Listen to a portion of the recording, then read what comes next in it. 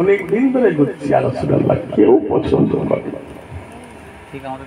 নবীর উম্মতেরা, ও ভাইজানেরা, নবীর আমার সাদে আসওয়াদকে বললেন, ও সাদে আসওয়াদ, ঈমানের কালেমা পড়ে নাও, মুসলমান হয়ে যাও।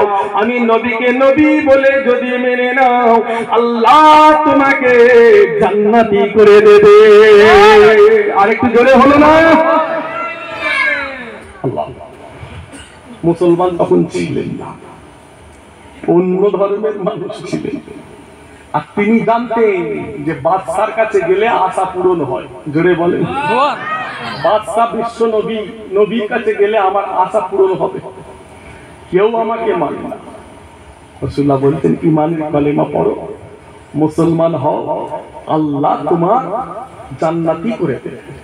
কাঁদছে ইয়া রাসূলুল্লাহ, কেউ এখানে পছন্দ করে না।